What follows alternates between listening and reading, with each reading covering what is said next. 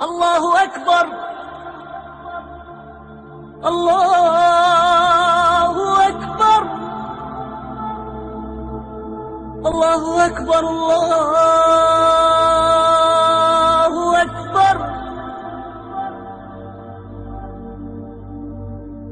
اشہد ان لا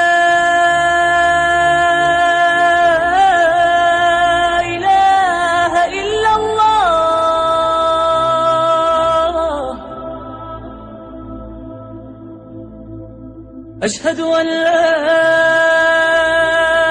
إله إلا الله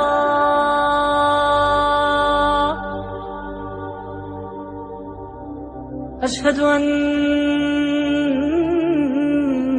محمدا رسول الله.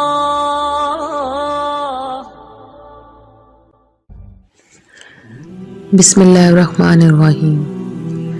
مرحوم سلیم گیلانی رحمۃ اللہ علیہ، جنہیں میں اپنا روحانی استاد مانتی ہوں، میں نے یہ نظم مثل بلال، ان کی مشہور تصنیف بلال کو پڑھنے کے بعد لکھی.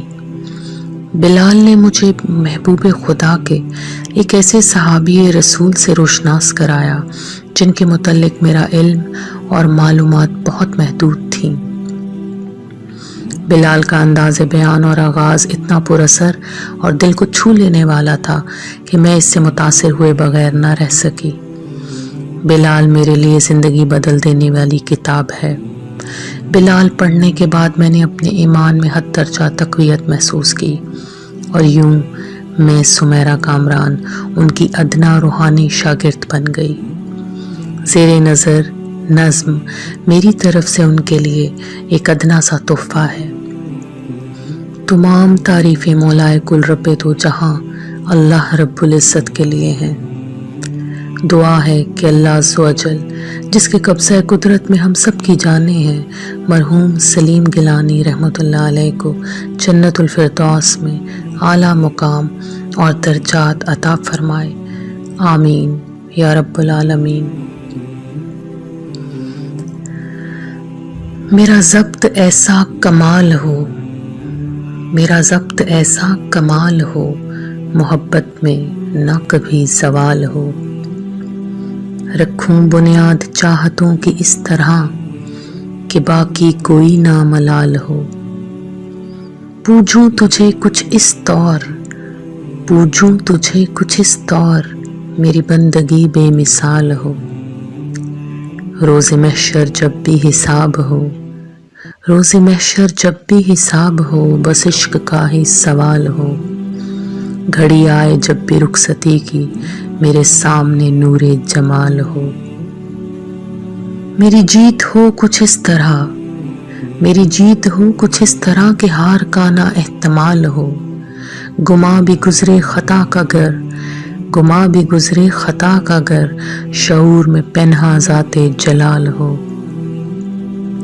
جب بھی تذکرہ ہو پیار کا، میرا حب اللہ لا زوال ہو.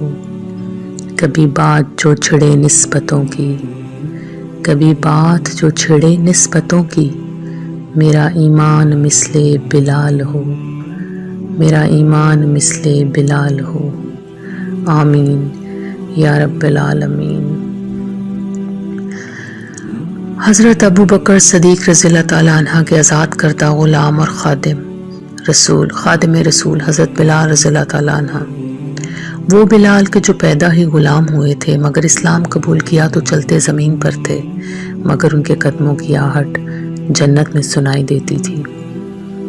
اسلام کے سب سے پہلے مؤذن کہتے ہیں کہ آج میں فتح مکہ کے دن مجھے خانہ کعبہ کی چھت پر سے اذان دینے کا حکم ملا تو مجھ میں کسی اور کے تاثرات محسوس کرنے کی گنجائش ہی نہیں تھی. میں خود اپنے تاثرات کے سمندر میں ہچ کولے کھا رہا تھا. میں بلال حبشی آج دوسری مرتبہ جد الانبیاء ابراہیم علیہ السلام کے بنائے ہوئے اس مرکز توحید کی بلندیوں سے اللہ وحدہ لا شریک کی کبریائی اور سید الکونین حضرت محمد مصطفیٰ صلی اللہ علیہ وآلہ وسلم کی رسالت کی شہادت دینے والا تھا. مسجد نبوی صلی اللہ علیہ وآلہ وسلم میں میری پہلی اذان کو رسالت مآب صلی اللہ علیہ وآلہ وسلم نے اپنی مسجد کی تکمیل سے تعبیر فرمایا تھا، آج خانہ کعبہ سے میری تکبیر الہی کو وہ کل بنین و انسان کے لیے تطہیر کعبہ کا اعلان بنانا چاہتے تھے۔ یہ بلال حبشی کی معراج تھی۔ میں نے اذان شروع کی، میرے پہلے ہی لفظ پر نیچے کھڑے ہجوم کا شور تھم گیا۔ دوسری تکبیر کہی تو مکمل سکوت طاری ہو گیا۔ میری اذان میں اس دن ایک غیر معمولی تاثر تھا۔ یہ میں اس لیے کہہ سکتا ہوں کہ میری اذان کے الفاظ سامنے پہاڑیوں سے ٹکرا کر واپس مجھ تک پہنچ رہے تھے۔ یہ بازگشت مجھے بہت اچھی لگی۔ معلوم ہوتا تھا تمام کائنات میرے ساتھ توصیف ربانی، شہادت رسالت اور دعوت صلاۃ میں شریک ہے۔ وہ حریم قدس جسے اسلام کے معمار اول حضرت ابراہیم علیہ السلام نے تعمیر کیا تھا، ہزاروں سال بتکدہ رہنے کے بعد آج پھر ایک حبشی غلام کے نغمہ توحید سے گونج رہا تھا۔ یہ اذان اسلامی انقلاب کی کامیابی کا اعلان تھی۔ کل سے انشاءاللہ سلیم گیلانی رحمۃ اللہ صاحب کی بلال کتاب کا سلسلہ قسط وار شروع کیا جائے گا۔ اللہ تعالی ہم سب کا حامی و ناصر ہو۔ جزاک اللہ خیر۔